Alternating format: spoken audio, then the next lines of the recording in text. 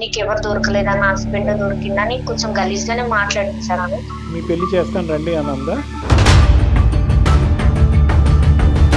తను అవాయిడ్ చేయడం స్టార్ట్ చేసేసరికి నేను సూసైడ్ ఐటమ్ కూడా చేయాల్సి వచ్చింది సార్. ఒకటైనా సక్సెస్ అయిందా? సక్సెస్ అవ్వలేదు సార్. ఆత్మ మాట్లాడి ఉండేది మాకు. నేను మెంటల్ గా ఫిక్స్ అయిపోయాను, ఇంకా తను నాకు కావాలి అని. నువ్వు మెంటల్గా ఫిక్స్ అయ్యావా మెంటలా?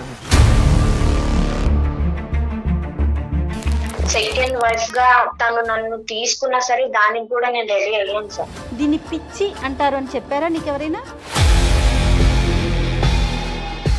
నీకు నో చెప్పేవాడు దొరికాడంటే వాడు చచ్చినట్టే. నేను సీక్రెట్ గానే ఉంటాను, మీ ఇద్దరికి మధ్యకి ఇబ్బంది ఏం తీసుకురాను నేను, కానీ తనంటే నాకు ఎక్కడ ఇష్టం. ఉంటావు సీక్రెట్ గా? మంచం కింద ఉంటావా? ఏం మాట్లాడుతున్నావు అమ్మా? సీక్రెట్ గా అంటే ఎక్కడ? ఎలా మాట్లాడాలి నీతో? సిగ్గేస్తుంది. మీరు లవ్ బర్డ్స్ లెక్క తిరగండి. అక్క ఒక్కసారి నేను చెప్పేది విన్నక్క. నువ్వు అక్కవతే నీకు అక్కవతి ఎవరి అసలు నువ్వు నాకు చెల్లని నేను అనుకోవాలనుకుంటున్నావు. నువ్వేమన్నా ఆ అమ్మాయి ఫోర్స్ చేసిందంట సార్. ఫోర్స్ చేస్తే నువ్వు ఎట్లా వెళ్తావు? నేను కూడా ఇంకో అది Shurpanakha sir, Shurpanakha.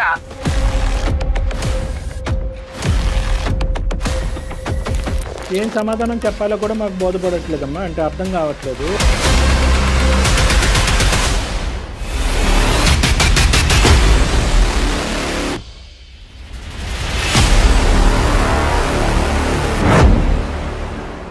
BBA, BCA, BCom computer కోర్సులో 100% ప్లేస్మెంట్ లభించే ఏకైక డిగ్రీ కాలేజ్ కూకట్పల్లిలోని iCreate degree college. 8367215215.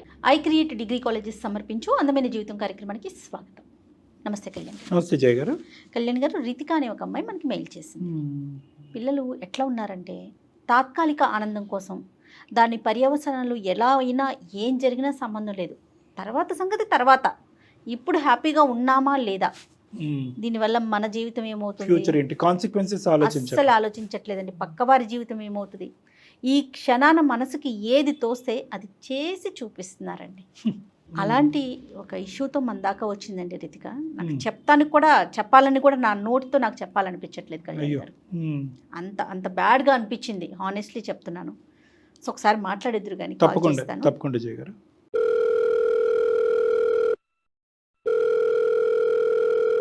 Hello hello Ritika గారమ్మా, అవునండి. ఎవరు? నేను జయాని, సుమన్ టీవీ అందమైన జీవితం ప్రోగ్రామ్ నుంచి కాల్ చేస్తున్నాను. మేడం మీరా? థ్యాంక్ యూ మేడం, చాలా thank you so much phone చేసినందుకు. ఓకే అమ్మా, నాతో పాటు డాక్టర్ కళ్యాణ్ చక్రవర్తి గారు ఉన్నారు. మీరు మెయిల్లో ఏదైతే అంశాన్ని పెట్టారో అది పూర్తిగా ఎలాంటి అబద్ధం లేకుండా క్లియర్గా ఒకసారి డాక్టర్ గారికి చెప్పండి. Okay madam. రైట్. అమ్మ రితిక, నమస్తే సార్.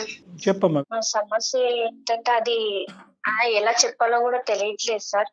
ఒక చిన్న మిస్టేక్ నా వల్ల జరిగిపోయి, అది మిస్టేక్ కూడా కాదు సార్, నేనే చేశాను, నా చేతుల్లో నేను చేశాను. ఎంతమ్మా నీ వయసు? ఎంత? 26. 26. అంటే ఈ మిస్టేక్ ఏంటమ్మా? మీ జీవితంలోనా వేరే వాళ్ళ జీవితంలోనా? లేదు సార్, నేనే వేరే వాళ్ళ జీవితంలోకి వెళ్ళి వాళ్ళ జీవితాన్ని కొంచెం స్పాయిల్ చేయాల్సి వచ్చింది. చెప్పమ్మా, వివరంగా చెప్పు. నేను బెంగళూరులో సాఫ్ట్వేర్ లో వర్క్ చేసేదాన్ని సార్. ఓకేనమ్మా. అక్కడ ఒక అబ్బాయి పరిచయం అయ్యాడు, సతీష్ అని. తనకి ఆల్రెడీ మ్యారేజ్ అయిపోయింది సార్, ఒక పాప కూడా ఉంది. ఆ విషయం నాకు తెలుసు, ముందే అన్ని తెలుసు మీకు? తెలుసు సార్. కానీ పరిచయాలు పెట్టుకుంటారు. ఫస్ట్ ఫ్రెండ్స్ లానే మూవ్ అయ్యాం. తర్వాత ఉండే కొద్ది ఏంటంటే నాకు ఈ సొసైటీని చూసి, ఆ అబ్బాయిని అందరినీ చూసి తన బిహేవియర్ కొంచెం మంచిగా అనిపించింది సార్ నాకు. పెళ్ళైన వ్యక్తి అయినా కూడా? అవును సార్. ఫస్ట్ నేను ఫ్రెండ్ అని అనుకున్నాను, కానీ అది తెలియకుండానే తన మీద అది ఇష్టం చాలా ఎక్కువైపోయింది సార్. తెలియకుండా ఎందుకు అవుతుందిలే అమ్మా, తెలిసే అయ్యి ఉంటుంది. ఇష్టం అంటే ఇష్టం అంటే ఇంకా తను లేకపోతే నేను ఉండలేనేమో అన్నంత పీక్స్ కి వెళ్ళిపోయింది సార్. అది నీకు ఇష్టం, అతను కష్టమా? ఇద్దరికి ఇష్టమేనా? నాకే ఇష్టం సార్. నేను చెప్పాను తనకి, లేదు నాకు పెళ్లి అయిపోయింది, నాకు పాప ఉన్నది, నా లైఫ్ వేరని తను నాకు చెప్పాడు. కానీ నేను తీసుకోలేకపోయాను సార్ దాన్ని. తను లేకపోతే ఇంకా నేను ఉండలేనంత స్టేజ్ కి నేను వెళ్ళిపోయాను. అంటే ఉండలేకపోతే ఏంటమ్మా, చచ్చిపోయేంత పనా? అవును సార్. అవునా? అవును సార్. బాగానే చెప్తున్నావు, పోన్లే నిజాయితీగా చెప్తున్నావు. అంతా వన్ సైడెడే, నీ సైడే. అవును సార్, నేను తనకు ఒక రోజు చెప్పేశాను సార్, నువ్వు అంటే చాలా ఇష్టం, అది అందరు అబ్బాయిల మీద రావట్లేదు, నీ మీద చాలా ఇదిగా వస్తుంది నాకు, నువ్వు లేకపోతే నేను ఉండలేకపోతున్నాను. ఇట్లా చెప్పిన దగ్గర నుండి తను అవాయిడ్ చేయడం స్టార్ట్ చేశాడు సార్ నన్ను. అదేలేండి. నేను మెసేజ్లు చేసిన తను రిప్లై ఇవ్వకపోవడం, అంతకు ముందు చూపించిన కేరింగ్ అవంతా తను నన్ను కొంచెం అవాయిడ్ చేసేసరికి ఇంకా నేను దాన్ని తట్టుకోలేకపోయాను సార్. కేరింగ్ అంటే ఏంటి? అంటే తను ఫ్రెండ్ గా మూవ్ అయినా నేను దాన్ని తప్పుగా అర్థం చేసుకుని అది లవ్ గా నేను ఫీల్ అయ్యాను సార్. తను అవాయిడ్ చేయడం స్టార్ట్ చేసేసరికి నేను సూసైడ్ అటెంప్ట్ కూడా చేయాల్సి వచ్చింది సార్. అటెంప్ట్లా సార్ ఒక అటెంప్టా చాలా అటెంప్ట్లా? చాలా సార్లే చేశాను సార్. ఒకటైనా సక్సెస్ అయిందా? సక్సెస్ అయ్యంటే ఈరోజు మాతో మాట్లాడి ఉండేదానివి కాదు. సక్సెస్ అవ్వలేదు నీ సార్. ఆత్మ మాట్లాడి ఉండేది. సక్సెస్ అవ్వలేదు, చేసుకోవడానికి కారణం ఏంటి? నిజంగా చనిపోవటానికా లేదంటే అతని చుట్టూ ఉచ్చు బిగించడానికా? తనని నా వైపు తిప్పుకోవాలనే సార్. తిరిగాడా? చాలా నచ్చ చెప్పాడు సార్, నేను వినలేదు. నేను మెంటల్ గా ఫిక్స్ అయిపోయాను, ఇంకా తను నాకు కావాలి అని. నువ్వు మెంటల్గా ఫిక్స్ అయ్యావా? మెంటలా నీకు?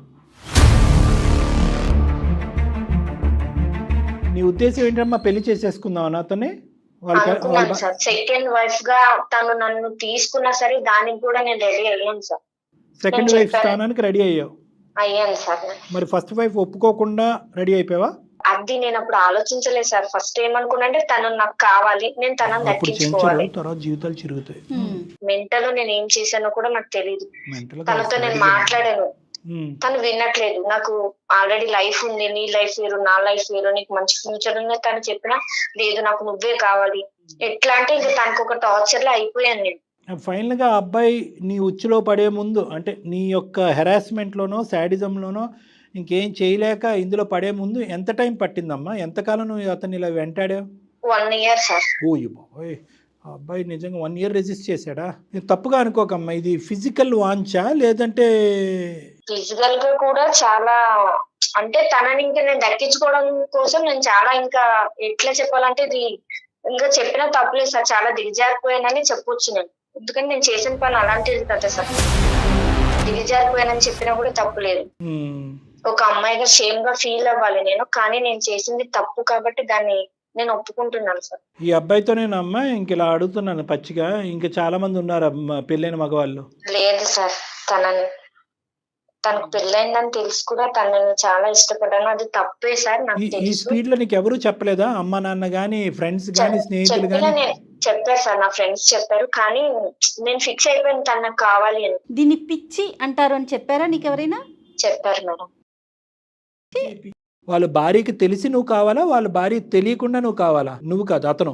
అంటే నేను ఫస్ట్ ఏమనుకున్నానంటే ఎవరికి తెలియకుండా మెయింటైన్ చేద్దామని అనుకున్నాను సార్. నేను ఇట్లా సూసైడ్ చేసుకోవడం ఇవన్నీ చేయడం వల్ల ఇక తను కూడా నేను నిజంగానే చనిపోతాను అనుకున్నాడేమో తెలియదు సార్. ఓకే చెప్పాడు తను. బ్లాక్ మెయిల్ ప్రేమ అంటారు దీన్ని. అపార్ట్మెంట్ లో ఉండేవాళ్ళం సార్ ఇద్దరం, ఒక ఫ్లాట్ తీసుకుని ఉంటున్నాం ఇద్దరం, జాబ్ చేసుకునే వాళ్ళం, మంచిగా ఉండేవాళ్ళం. అట్లా ఒక 5 months కంటిన్యూ అయ్యాం సార్. ఒక రోజు తను ఊరెళ్ళాక మా ఇద్దరు ఫొటోస్ అవి వాళ్ళ వైఫ్ ఎలా చూసిందో తెలీదు, వాళ్ళ వైఫ్ ఫొటోస్ చూసింది. చూసి నా నెంబర్ తను ఎలా తీసుకుందో లేదో నాకు కాల్ చేసింది సార్. తను ఎవరు నువ్వు ఏంటి మెసేజ్లు అవన్నీ చూసిందో లేదో నాకు తెలియదు సార్. అన్ని చూసినట్టే నాతో మాట్లాడింది సార్ తను. నువ్వెవరు ఏంటి అసలు ఏమనుకుంటున్నావు, నాకు ఒక పాప ఉంది, నా లైఫ్ ఏంటి, నీకు ఎవరు దొరకలేదా, నా హస్బెండ్ దొరికిందా అని కొంచెం గలీజ్ గానే మాట్లాడింది సార్ ఆమె. మీ పెళ్లి చేస్తాను రండి అనందా?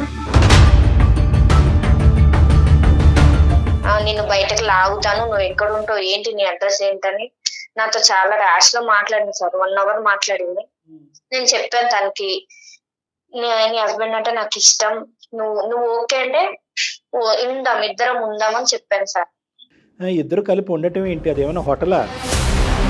ఫోన్ లో కాదు, ఒకసారి ఇద్దరం మీట్ అవుదామని చెప్పాను సార్. నేను ఎక్కడికి రావాలి అని అడిగితే తన ఇంటికి రమ్మంది సార్. నేను బయలుదేరి వెళ్ళాను వాళ్ళ హౌస్ కి. అప్పుడు అసలైన సూసైడ్ అటెంప్ట్ అప్పుడు చూపెట్టి ఉండేది, ఊరుకుందా మరి? అంటే కొంచెం కొట్టింది సార్ నన్ను. కొంచెమే కొట్టిందా? చీపురు కట్టలేదా? పెద్ద గొడవే అయ్యింది. అదేంటంటే వాళ్ళిద్దరిది లవ్ మ్యారేజ్ అంట సార్. అదేబ్బా. ఆ అమ్మాయికి వాళ్ళ హస్బెండ్ అంటే చాలా ఇష్టం అంట సార్. ఆ అబ్బాయికి కూడా అమ్మాయి అంటే ఇష్టమేగా, నువ్వు దూరేంత వరకు. అవును సార్. మరి దూరి పెంట చేసావు. ఇట్లా గొడవ అయిన తర్వాత ఆమె వెళ్ళిపోయింది సార్ ఇంట్లో నుండి. విడిపోయారంట నీతో సార్. కొట్లాడింది అని చెప్పింది, నువ్వేమన్నా ఆ కొట్లాట్లో ఇంకా అతనే నాకు భర్తగా కావాలి, మన ఇద్దరు భార్యలుగా ఉందామని అదే పట్టు. చెప్పాను సార్ నేను ఏది తనని అన్ని తన్నులు తిన్న తర్వాత కూడా అవును సార్ చెప్పాను. నీకు ఇష్టం ఉంటే నేను ఇట్లా ఉంటాను, ఎవరికి తెలియకుండా ఉందాము, నేను సీక్రెట్ గానే ఉంటాను, మీ ఇద్దరికి మధ్యకి ఇబ్బంది ఏం తీసుకురాను నేను. కానీ తనంటే నాకు ఎక్కడ ఇష్టం. ఉంటావు సీక్రెట్ గా? మంచం కింద ఉంటావా? ఏం మాట్లాడుతున్నావు అమ్మా? సీక్రెట్ గా అంటే ఎక్కడ? నేనేమనుకున్నా సెకండ్ వైఫ్ గా ఉన్నా పర్లేదు అని అనుకున్నాను సార్ నేను. ఉంటావు, పాయింట్ బానే ఉంది. ఎంతకాలం ఉంటారు ఎవరికి తెలియకుండా ఎక్కడో లివ్ ఇన్ రిలేషన్షిప్, ఎక్కడో ఒక బయట ఎక్కడో ఎలా ఉంటారు? అలాగే ఎంతకాలం ఉందాం అనుకున్నారు? ఇంకో 5 months పాటు నీతో పాటు ఉన్నాడు, ప్రతిరోజు కట్ చేసుకుంటాను కోసుకుంటాను అని చెప్పి అతనికి ముక్కుకి గుడ్డ కట్టి అలా ఉంచావా? లేదంటే అవును సార్ ప్రతిరోజు? అవును. తన వైఫ్ గుర్తు తెచ్చుకున్నా సరే నేను ఒప్పుకునేదాన్ని కాదు. సో ఎప్పటికప్పుడు ఆ అబ్బాయి బయట పడాలి అనుకున్నాడు కానీ నీతో సంతోషంగా ఉండాలని అయితే లేదు. ఫిజికల్ రిలేషన్షిప్ కూడా అతన్ని టైఅప్ చేయడానికి, కట్టిపడేయడానికి ఇచ్చినటువంటి ఆఫర్, అంతే కదా నువ్వు? ఏమ్మా అసలు ఏం ఆడపిల్లలమ్మా మీరు? ఎలా మాట్లాడాలి నీతో? సిగ్గేస్తుంది. మీ కన్న తల్లిదండ్రులకి తెలుసా తెలీదా? అసలు దుంకి చచ్చిపోతారు వాళ్ళు నీలాంటి బిడ్డను కన్నందుకు. ఏమ్మా ఏం లేదా? ఒక ఎత్తిక్ లేదా?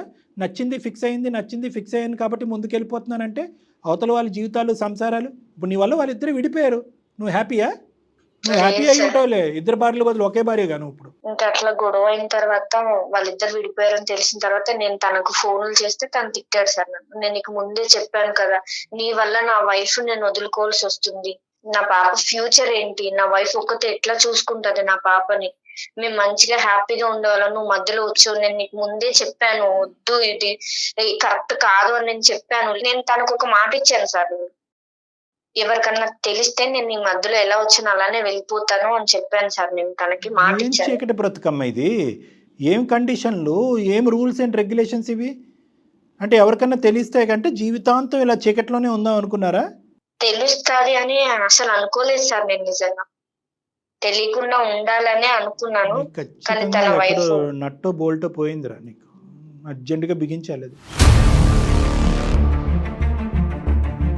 నాకైతే మాత్రం ఇదేదో, సారీ నేను ఇలా అంటున్నాను, ఆడపిల్లలతో ఇలా మాట్లాడను, ఇదేదో ఫస్ట్ అటెంప్ట్ ఎక్స్పీరియన్స్ లాగా నాకు అనిపించట్లేదమ్మా.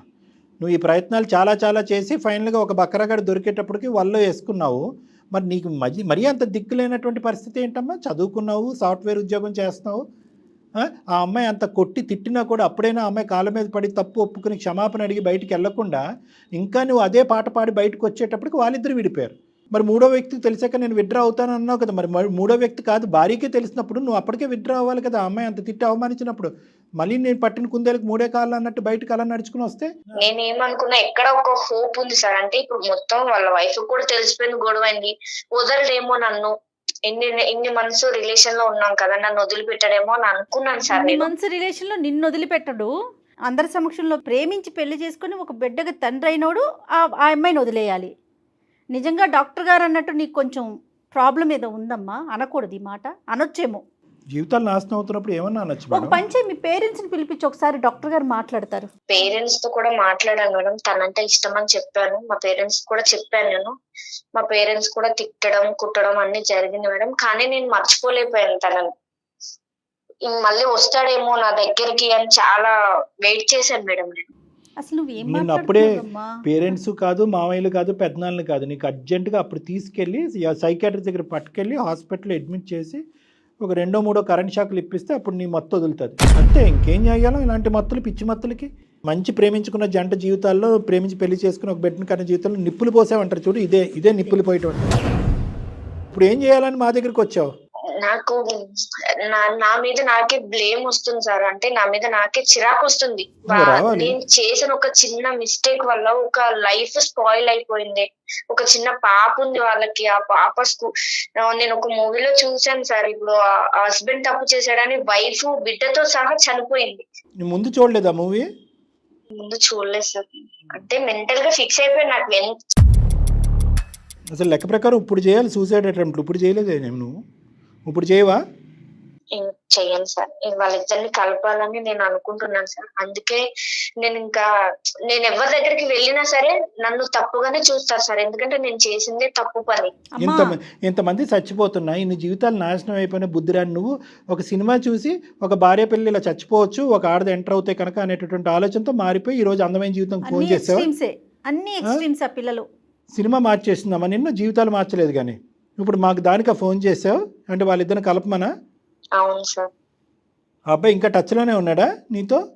లేదు సార్, తను నాకు కాంటాక్ట్ అవ్వట్లేదు. నీ తన కాంటాక్ట్ ఫ్రెండ్స్ అవ్వట్లేదు? ఫ్రెండ్స్ ని అడుగుతున్నా సరే వద్దు, ఇక్కడతో వదిలేసే అంటున్నారు. అమ్మ దయచేసి అతన్ని కాంటాక్ట్ చేసే ప్రయత్నం మాత్రం చేయమాకు తల్లి, బతికుండని అతన్ని. ఆ అమ్మాయి టచ్లో ఉందా?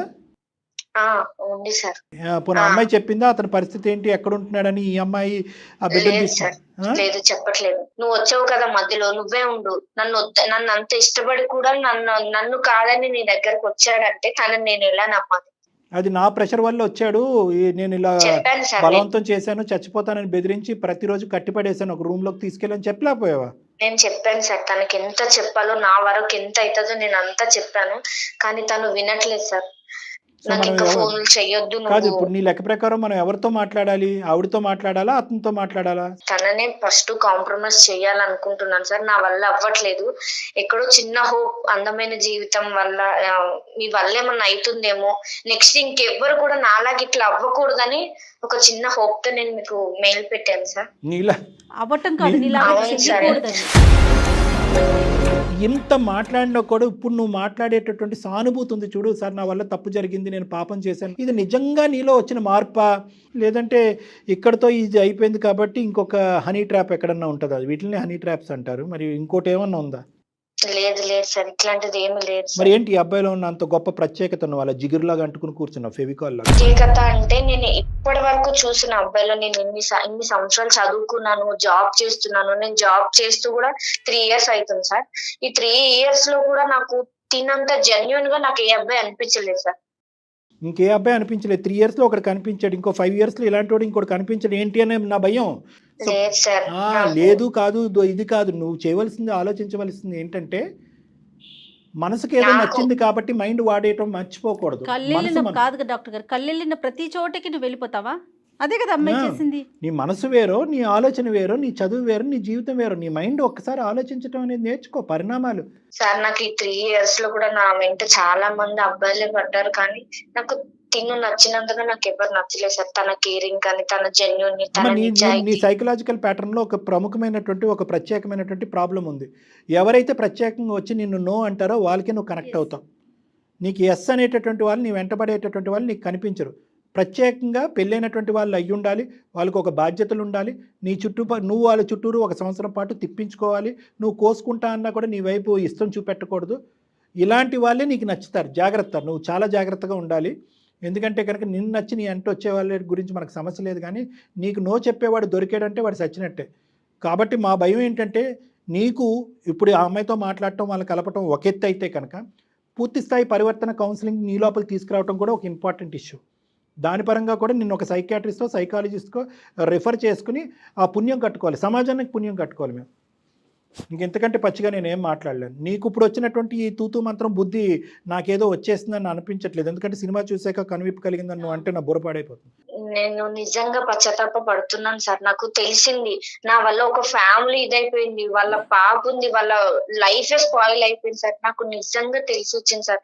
అంటారు కదా, అంతా అయిపోయిన తర్వాత ఏడ్చి ఏం లాభం అని. నాది ఇప్పుడు అదే సిచ్యువేషన్ వచ్చింది సార్. మొత్తం అంతా జరిగిపోయింది.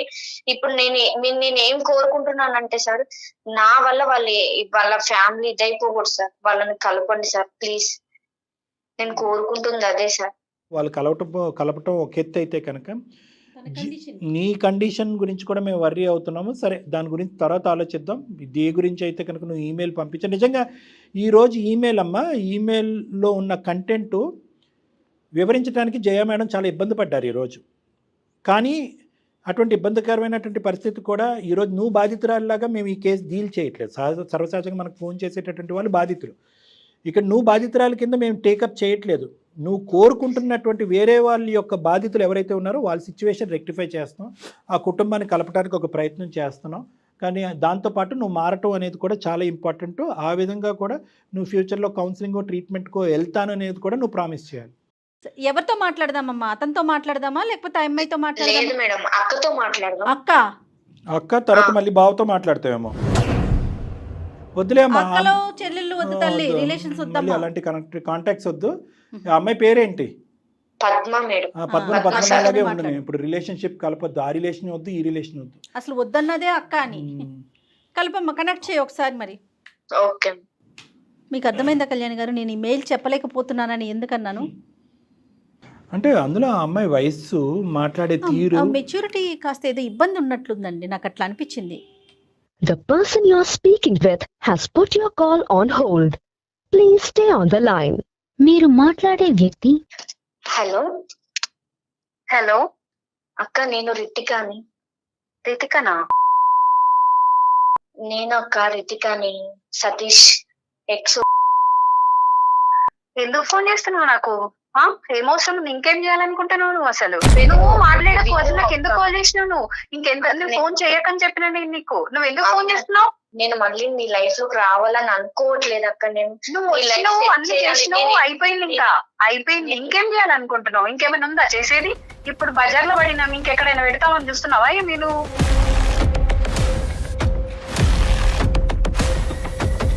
నా పాప కోసమైనా నేను కొన్ని రోజులు బ్రతకాలి కదా, అట్లా కూడా బ్రతకనియరా ఇంకా మీరు? అక్క నీ లైఫ్ నా వల్లే స్పాయిల్ అయ్యింది. దాన్ని నేను చెయ్యాలనుకుంటున్నాను. నువ్వు నీ వల్ల తన వల్ల నాకు అవసరం లేదు. నాకు అవసరం వదిలేసిన నేను, మీ ఇద్దరిని వదిలేసిన నేను. మీరు లవ్ బర్డ్స్ లెక్క తిరగండి,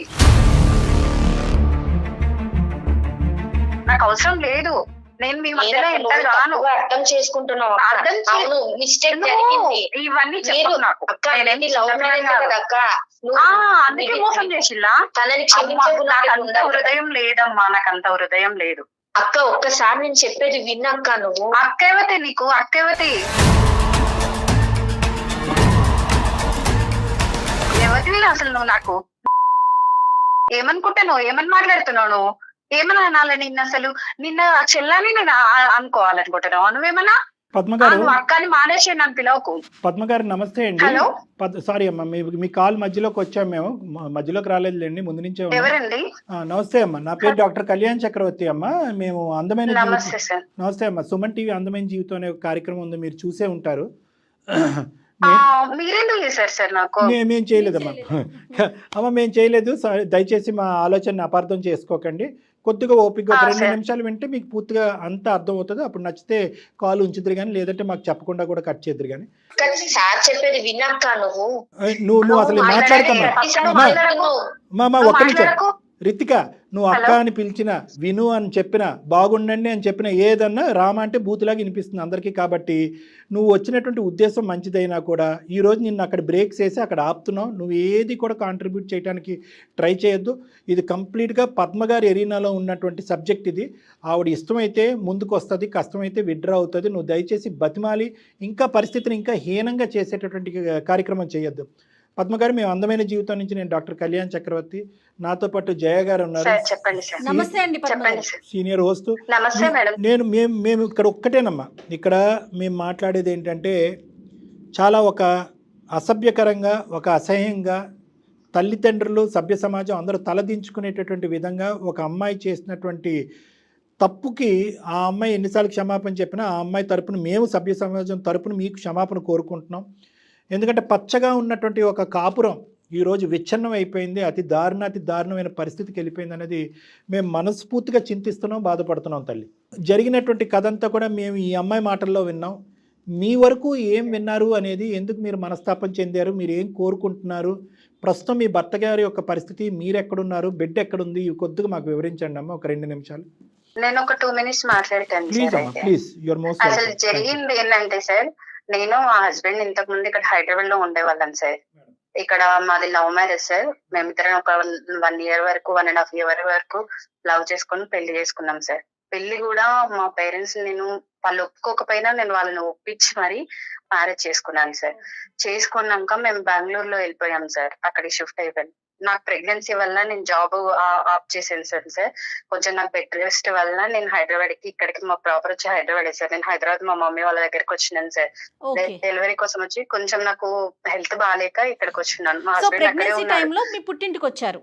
వచ్చాను మేడం నేను ఓకే, ఇక్కడికి. Right right. నేను ఇక్కడికి వచ్చినాక మా హస్బెండ్ అక్కడే జాబ్ చేస్తున్నాడు. నాకు రోజు కాల్ చేసేది. చాలా బాగుండేది మేడం. మేము మా లైఫ్ చాలా అంటే చాలా హ్యాపీగా మూవ్ అయింది మేడం. ఇంత లైఫ్ నాకు దేవుడు ఇచ్చినందుకు చాలా గ్రేట్ అని నేను బాగా అదైపోయినా. నేను మా పేరెంట్స్ కూడా సరే బాగుంటున్నారని చెప్పేసి వాళ్ళు కూడా హ్యాపీగా ఫీల్ అయ్యారు. మా బేబీ పుట్టిన తర్వాత 1 year నుంచి మేడం సరిగా మాట్లాడడం లేదు, సరిగా రావడం లేదు.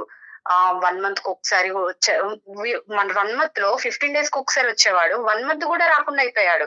అట్లా ఒక 1 year వరకు చేశాడు. నాకు ఎందుకో డౌట్ వచ్చింది. డౌట్ వచ్చి ఒకసారి నేను ఇట్లా ఫొటోస్ ఇవి ఫోన్ లో అవి ఇవి చెక్ చేసిన.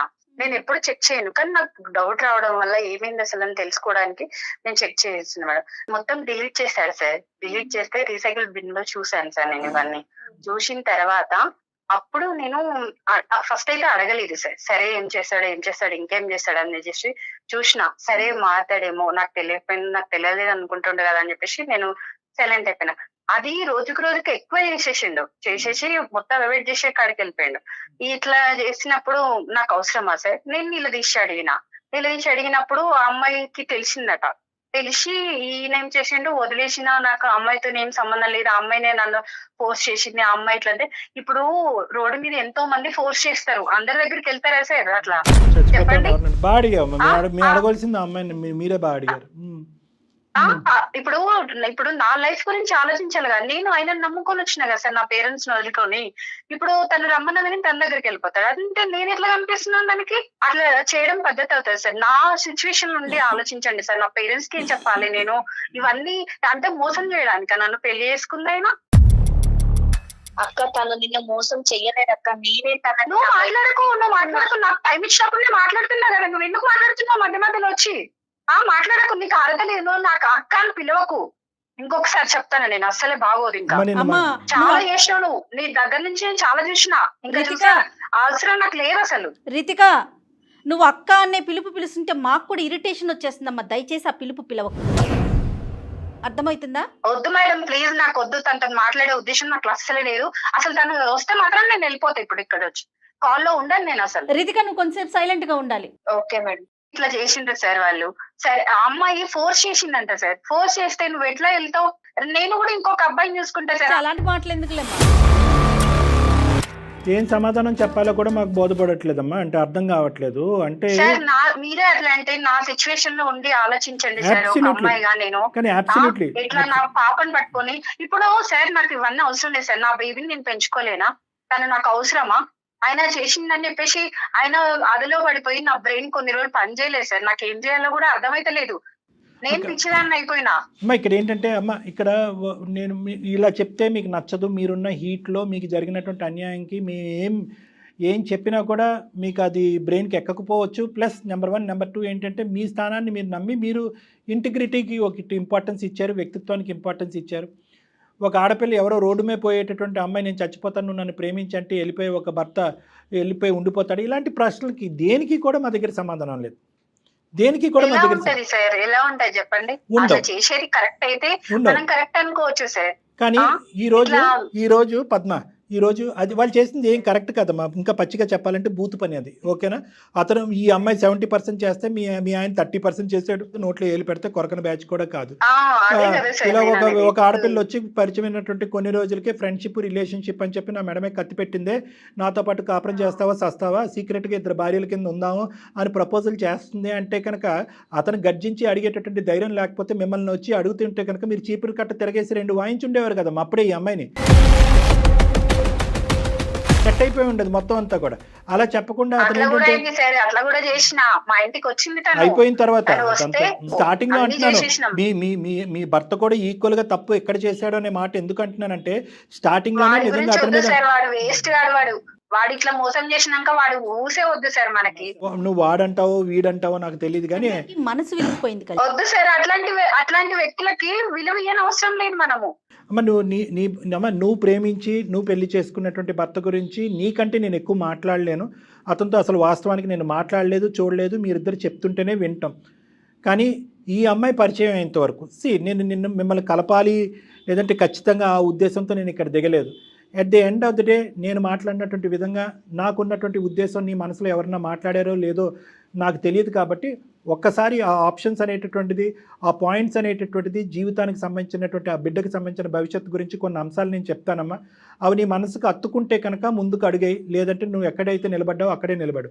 నువ్వు ఈ అమ్మాయిని చూసుకుని మీ భర్తని ఇంకో 2 రెట్లు ఎక్కువ అసహించుకోవద్దు. ఈ అమ్మాయి డిలీట్ అయిపోయింది, అర్థమైందా?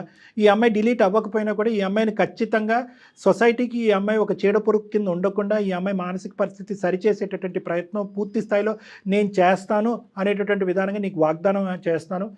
ఈ అమ్మాయి కళ్ళ ద్వారా, ఈ అమ్మాయి మాటల ద్వారా, ఈ అమ్మాయి చేసిన పనుల ద్వారా నీ భర్తను చూడద్దు. నువ్వు ఎవరినైతే కనుక అసలు సిసలుగా ప్రేమించావో, నమ్మేవో, పెళ్లి చేసుకున్నావో, ఈ అమ్మాయి దూరేంత వరకు ఎంత చక్కగా మీ కుటుంబం ఉందో ఆ అబ్బాయి గురించే ఆలోచించమంటున్నాను, ఆ సతీష్ గురించే నేను ఆలోచించమంటున్నాను. ఇదంతా కూడా నేను ఒక బ్యాడ్ ఫేస్ కింద వర్ణిస్తానమ్మా. లేదండి, సతీష్ యొక్క ఆలోచనలో కూడా బలహీనత ఉంది. ఈ అమ్మాయి కాదు, అంతకుముందు కూడా అతని వ్యక్తిత్వంలో లోపాలు ఉన్నాయి, చాలా వీక్నెసెస్లో చాలా సందర్భాల్లో వేరే ఆడపిల్లలు కూడా ఇతన్ని ట్రాప్లోకి వెళ్ళాడని అనుకుంటే వేస్ట్. చరిత్ర చెప్పట్లేదు. నువ్వు తప్ప అతని జీవితంలో ఎవరూ లేరు, నిన్నే ప్రేమించాడు, స్వచ్ఛంగా పెళ్లి చేసుకున్నాడు, హ్యాపీగా బిడ్డను కానీ హ్యాపీగా ఉన్నారు. ఈ అమ్మాయి మామూలుగా పీడీ కాదమ్మా, personality disorder, narcissistic personality disorder అంటారు. వీళ్ళు ఎలాంటి భయంకరమైనటువంటి అంటే 100 మందికి ఇలాంటి ఆడపిల్లలు 3 ఉంటాయి. వీళ్ళే సమాజంలో జరిగేటటువంటి ఈ హత్యలు, ఆత్మహత్యలు ఇలాంటి వాటికని ప్రధానమైనటువంటి కారకులు. ఇప్పుడు ఈ విపరీతంగా న్యూస్ స్టోరీల్లో చూస్తున్నా చూడండి, ఎక్కడ ఉన్న అమ్మాయి మా జీవితంలో దూరింది, సర్వనాశనం చేసింది, నా మొగుడిని చిక్కుపోయింది, వీళ్ళందరూ కూడా ఈ narcissistic personality disorders, border line personality disorders అంటారు. వీళ్ళకి ఏంటంటే వీళ్ళు ఏదన్నా పట్టుకుంటే కనుక 600 అయినా 106 వాళ్ళు పట్టు మాత్రం వదలరు. ఈ అమ్మాయి వెనకట్ల పడినటువంటి మగాళ్ళు ఎంతోమంది ఉన్నారంట, ఆ లిస్టు మనకు అనవసరం. కానీ మీ ఆయన మామూలుగా రెజిస్ట్ చేయలేదు. ప్రతిరోజు అతని మెడ మీద కత్తి పెట్టడం కాదు కానీ తన మెడ మీద కత్తి పెట్టుకుని అతను అక్కడే కూర్చోపెట్టింది, భయపెట్టింది. మీ ఆయన ఎక్కడ భయపడ్డాడు అంటే కనుక, అరే ఇంత సాఫీగా మన ప్రయాణం జరుగుతుంది, ఇదేదో నా మట్టుకు నేనే ఇది తుంచేద్దాం, తీసేద్దాం, డైల్యూట్ చేసేద్దాం, నా మట్టుకే నేను డీల్ చేద్దాం, ఇది నా వైఫ్కి చెప్తే కనుక ఇంకా అపార్థం చేసుకుంటుందనే ఉద్దేశంతో ఏంటంటే రోజులు వారాలైనవి, వారాలు నెలలైనవి. సో వీళ్ళ రిలేషన్షిప్ అప్పటికే ఏంటంటే వీళ్ళిద్దరూ ఒక బలహీనమైన క్షణంలో ఆ విధంగా కూడా ఫిజికల్గా కూడా ఇది అయిపోవడంతో అతను భయపడటం మొదలుపెట్టి సింగిల్ హ్యాండెడ్గా ఈ అమ్మాయిని తప్పించడానికి ప్రయత్నం చేసి పెద్ద తప్పు చేశాడు. మామూలు ఒత్తిడి పెట్టలేదమ్మా మీ భర్త మీద. ఈ అమ్మాయి గురించి నేను మాట్లాడతాను, నువ్వు డైరెక్ట్గా క్లినిక్కి వస్తే కనుక ఈ వ్యక్తిత్వాలు ఎంత మంచి వ్యక్తినైనా కూడా ఎలా బొట్టులో వేసి ట్రాప్ చేసి జీవితాలను సర్వనాశనం చేస్తారు. ఇలాంటి అమ్మాయిలు నా దగ్గర ఎంతోమంది ఉన్నారు. వీళ్ళు కాలు తొక్కేస్తారు, తర్వాత సారీ చెప్తారు. బాధ ఎవరిది? మీ ఆయనది తప్పుంది కాదనట్లేదు, కానీ ఎంత శాతం తప్పుంది, అతని గురించి నీకు ఎంతవరకు తెలుసు? ఇప్పుడు అతని పరిస్థితి ఎలా ఉందో నాకు తెలియదమ్మా. ఈ అమ్మాయి కూడా చెప్పలేకపోతుంది. నీకైనా తెలుసా మీ ఆయన పరిస్థితి ఎలా ఉందో? అంటే ఇట్లా కొన్ని వ్యసనాలకి అలవాటు పడ్డాడని, డ్రింక్ చేస్తున్నాడని, హెల్త్ బాగా ఖరాబ్ అయిపోయిందని తెలిసింది సార్. నాకు కూడా చాలా సార్లు వచ్చి నన్ను బ్రతిమలాడిండు సార్, కానీ నేను కాంప్రమైజ్ కాలేకపోయాను కూడా. నేను వద్దు అని ఇంకా డిసైడ్ అయిపోయాను సార్. ఆయన పట్ల ఏమి ఇంకా ఆలోచించదలుచుకోలేదు నేను. అది ఓకే, నువ్వు ఆలోచించద్దు అంటే నేను ఆ మనిషిని చూడలేదు, ఆ మనిషితో మాట్లాడలేదు కాబట్టి నిన్ను ఒకే ఒకటి సిన్సియర్గా, ఆనెస్ట్గా, ఒక మనసున్న మనిషిగా నిన్ను ఒకే ఒక పాయింట్ అడుగుతున్నానమ్మా. నిజంగా అతని తప్పుని అతను రియలైజ్ అయ్యి నీ కాలమే పడ్డాడా? అవును సార్. ఒక్క తప్పిదం జీవితంలో, ఒక్క తప్పిదం, అది కూడా ఇట్లా చేసినాక నేను ఎట్లా ఆయనని యాక్సెప్ట్ చేయాలి చెప్పండి సార్? ఆయన తప్పుని నేను ఎట్లా ఒప్పుకోవాలి? ఇంకా ముందట కూడా చేయడానికి నాకు గ్యారెంటీ ఏంటి సార్? ప్రేరేపించబడినటువంటి సార్, చెయ్యడు ఒక్క నువ్వు వదిలేసిన నువ్వు సర్టిఫికెట్ మధ్యలో మాట్లాడతాను కదమ్మా. అవసరం లేదు, నాకు అవసరం లేదమ్మా, ఎవరి గురించి నాకు అవసరం లేదు. విస్తరలో అన్నం అంటే వడ్డించిన తర్వాత నువ్వు వచ్చి తూ అని అంటున్నావు. అమ్మా రితిక, నువ్వు మాట్లాడద్దు. నువ్వు ఇస్తావా సర్టిఫికెట్ మారేడని? వాళ్ళని కలపమంటావా వద్దంటావా? కలపమని చెప్తున్నా. తన వైఫ్ అంటే చాలా ఇష్టం తనకి, అది నాకు తెలుసు సార్. నువ్వు తెలుసుకొని ఎట్లా చేస్తే బాగుంటదని చేసినావు కదా ఇన్ని రోజులు. చూస్తారని నేను ఎక్స్పెక్ట్ చేయలేదు సార్. సర్లే నువ్వు పాత స్టోరీ మళ్ళీ సినిమా తిప్పద్దు కానీ నీ వ్యక్తిత్వం గురించి తర్వాత మాట్లాడుకుందాం. అమ్మ ఈ అమ్మాయితో అసలు జోక్యం లేదమ్మా. అమ్మ ఈ అమ్మాయి అసలు ప్రస్తావన వద్దు. మీ ఆయన మారేడా లేదా అనేటటువంటిది ఈ అమ్మాయికి ఏం తెలుసు? పిచ్చిమొహం. ఈవిడ ఏదో పట్టుకుని ఏదో ఎలాడుతూ అందరి జీవితాలు నాశనం చేస్తుంది. ఆ అమ్మాయితో చాలా పని ఉంది మాకు, తర్వాత చెప్తాను నేను. అది నాకు నీ వరకు మాత్రం నీ భర్త ఈరోజు అతని పరిస్థితి ఏమీ బాగాలేదు అని అంటున్నావు. బిడ్డను బాగా చూసుకునేవాడు, భార్యను బాగా చూసుకునేవాడు. కేవలం ప్రెగ్నెన్సీ టైంలో ఈ అమ్మాయి పెట్టినటువంటి మానసికపరమైనటువంటి ఇన్ఫ్లుయెన్షియల్ బ్లాక్మెయిల్ ఒత్తిడి ఇది. ఆ ఒత్తిడికి అతను తలొగ్గి ఒక తప్పు చేశాడు. నువ్వు ఇప్పటికిప్పుడు నువ్వు ఏదో ఒప్పేసుకుని నా మాట మీద గౌరవంతోనో ఇంకోటో ఏదో ముందుకెళ్ళిపోమని నేను అనట్లే. ఒక్కసారి సార్. మీరు వస్తే కనుక మ్మ్. నేను కూడా అతన్ని ఫోన్ చేసి పిలిపించుకుంటాను నా దగ్గరికి. సార్ నా సమక్షంలోనే మీరు మాట్లాడుకోండి. దయచేసి ఈ కాపురం మాత్రం విడిపోవలసినటువంటి కాపురం కాదు. ఇలా అయితే కనుక మీరు కానీ ఈ సరే. బేసిస్ మీద విడిపోతే కనుక ఇదే ఎగ్జాంపుల్ తీసుకుని ఇలాంటి ఆడపిల్లలు చాలామంది ఉన్నారు సమాజంలో. ఈ మొత్తం ప్లాట్ఫామ్ని ఈ ఎపిసోడ్ని వాళ్ళకి కావాల్సినటువంటి విధంగా వాడుకుని అరే ఇలా పొల్ల పెడితే కనుక విడిపోతారనమాట అనేటటువంటిది ఎగ్జాంపుల్ కింద తీసుకుని ముందుకెళ్తారమ్మా.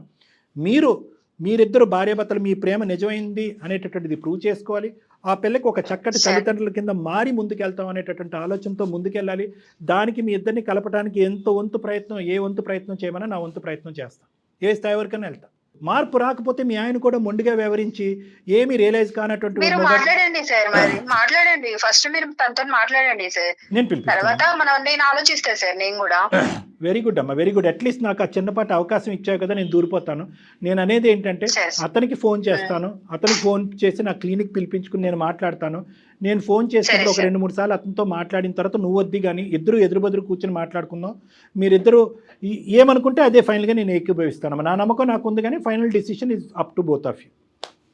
సరే సార్, నేనైతే కాంప్రమైజ్ అవ్వలేను సార్. మీరు చెప్తున్నారు కాబట్టి నువ్వు కాంప్రమైజ్ అవ్వద్దమ్మా. ఒకసారి వినండి చాలు. నా వర్షన్ కూడా నాకు ఉంటది కదా సార్. నాతో మాట్లాడినప్పుడు అవి కూడా చెప్పగలుగుతా నేను. పద్మ గారు ఒక్క మాట మీరు చెప్పేది 100% కరెక్టే. కానీ డాక్టర్ గారు మేము ఏం చెప్తున్నాం, మీరు అసలు ఒకసారి రండి, ఆ తర్వాత మీరే డెసిషన్ తీసుకోండి. సరే మేడం, మీరు చెప్తున్నారు కదా మేడం. నీ మాట మీద నీ నమ్మకం నీకుందమ్మా. నా ఆలోచన, నా అనుభవం మీద నాకు నమ్మకం ఉంది. ఈ రెండు కలిపి ఎక్కడి వరకు వెళ్తాయి అనేది మనం మ్యాచ్ చేసుకుని చూద్దాం. మిగతాది భగవంతుడి చేతిలో వదులుదాం. ఏమ్మా ఆ బిడ్డ భవిష్యత్తు చేతిలో అంతే వదిలేయాలి. ఇప్పటి నుంచి అయితే తను అయితే నాకు కాల్ చేయొచ్చు సార్. తనంటే అది శూర్పణఖ సార్, శూర్పణఖ.